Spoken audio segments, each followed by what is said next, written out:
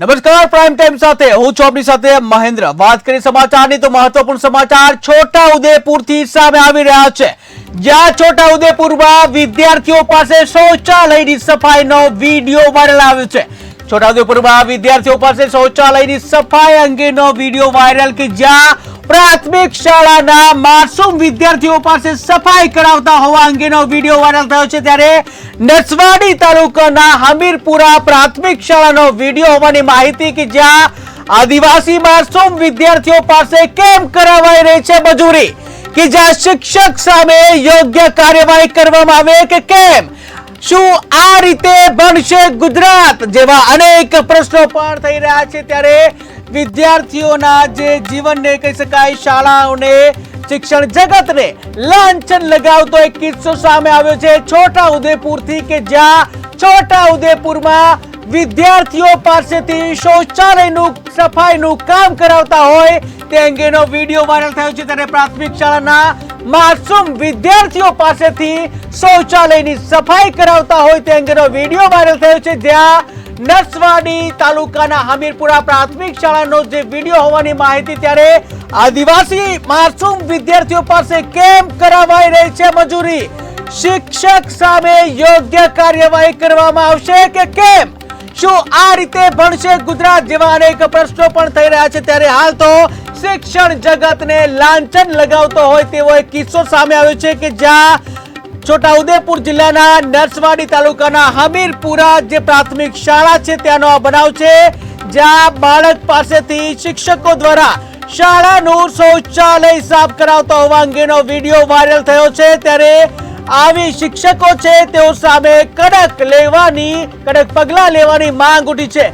ત્યારે જે માસૂમ બાળકો પાસે શૌચાલય સાફ કરાવવામાં આવે છે, જ્યાં છોટા ઉદેપુર જિલ્લો કોઈને કોઈ બાબતે સતત ચર્ચામાં રહે છે। ત્યારે ગત વર્ષે શાળાના બાળકોના પ્રવેશોત્સવ બાબતે હોબાળો થયો હતો, જ્યાં કેટલીક ઠેકાણે બાળકો માટે ટ્રાન્સપોર્ટેશનની સુવિધાનો અભાવ હોવાની પણ ચર્ચાઓ થઈ હતી। ત્યારે હવે બાળકો પાસેથી શૌચાલય સાફ કરાવવાને લઈને નવો વિવાદ છેડાયો છે।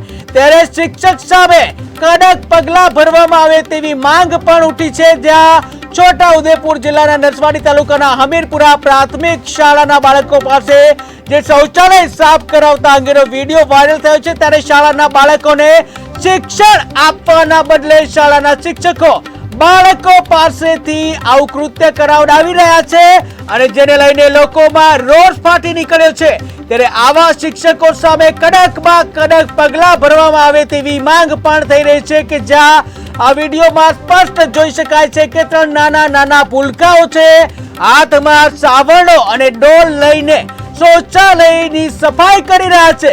ત્યારે એક વિદ્યાર્થી ડોલથી પાણી રેડે છે તો અન્ય વિદ્યાર્થીઓ સાવરણો મારીને સફાઈ કરી રહ્યા છે। ત્યારે આ વાયરલ વિડીયોના માધ્યમથી માસૂમ વિદ્યાર્થીઓ પાસે શાળામાં ભણાવવાના સ્થાને આવા કૃત્યો કરાવવામાં આવી રહ્યા છે અને જેને લઈને સમગ્ર શિક્ષણ વ્યવસ્થા ઉપર પણ સવાલો ઉભા થઈ રહ્યા છે। ત્યારે આ અંગે શિક્ષણ અધિકારીઓ શું કહી રહ્યા છે? ત્યારે નસવાડી પ્રાથમિક શિક્ષણ અધિકારી જસવંતભાઈ તડવીએ જણાવ્યું કે હમીરપુરા પ્રાથમિક શાળામાં બાળકો પાસે કામ કરાવતા હોવાનો જે વિડીયો વાયરલ થયો છે, જે બાબતે જે મેં 3 દિવસ પહેલા જે ગૃપાચાર્યની મીટિંગની અંદર સૂચના આપી હતી અને છતાં પણ અમુક મુખ્ય શિક્ષકની નિષ્કાળજીને લઈને આ પ્રકારનું કામ કરાવવામાં આવી રહ્યું છે। ત્યારે મુખ્ય શિક્ષકની નિષ્કાળજીના લીધે આ કામ કરવામાં આવી રહ્યું છે। ત્યારે આ કામ કરાવતો અંગેનો વિડીયો વાયરલ થયો છે અને જે અંગે જે અમારી ટીમ બીઆરસી સીઆરસી ગૃપાચાર્ય મારફતે શિક્ષકોને નોટિસ ફટકારીશું અને એમની પાસે ખુલાસો માંગી કાયદેસરની કાર્યવાહી કરીશું તેવું જણાવવામાં આવ્યું છે। ત્યારે ગુજરાત પ્રદેશ ભાજપ અને આદિજાતિ મોરચાના પૂર્વ જસુભાઈ ભીલે જણાવ્યું કે છોટાઉદેપુર જિલ્લાના જે નસવાડી તાલુકાના હમીરપુરા પ્રાથમિક શાળાની અંદર એક એવો શિક્ષક છે કે જે નાના બાળકો પાસેથી સંડાસ બાથરૂમ સાફ કરાવે છે અને જે બાથરૂમ સાફ કરાવવાની જે પ્રવૃત્તિ કરાવે છે એક શિક્ષક તરીકે, ગુરુ તરીકે શરમ આવે તેવું કૃત્ય કરી રહ્યા છે। ત્યારે આ અંગે હવે યોગ્ય પગલા લેવામાં આવે છે કે કેમ તે પણ જોવું રહ્યું। પોતે શિક્ષણ જગતમાં શિક્ષક તરીકે ફરજ બજાવે છે। આ શિક્ષકે આદિવાસી સમાજના બાળકોને સંડાસ બાથરૂમ પોતાના સંડાસ બાથરૂમ સાફ કરવા માટે દરરોજ એમાં ગંદકીની અંદર સફાઈ કરવા માટે જે પ્રવૃત્તિ કરે છે એને અમે સખત શબ્દમાં વખોડી કાઢીએ છીએ. શિક્ષણ જગતમાં સ્વચ્છતા જરૂરી છે, પણ સ્વચ્છતા માટે સરકારે એમને 1800 રૂપિયા માસિક તરીકે વેતન આપે છે, જેથી એ પોતે સંડાસ બાથરૂમ સાફ કરી શકે.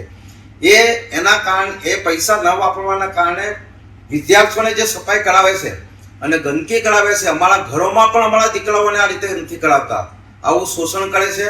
એના આજે શિક્ષક પર કાયદેસર કાર્યવાહી થવી જોઈએ અને આની ગંભીર નોંધ અમે પણ લઈએ છીએ, સરકારને પણ અમે રજૂઆત કરવાના છે. આ પ્રવૃત્તિ પોતે શિક્ષણ જગતમાં શિક્ષક તરીકે ફરજ બજાવે છે. આ શિક્ષકે આદિવાસી સમાજના બાળકોને પોતાના સંડાસ બાથરૂમ સાફ કરવા માટે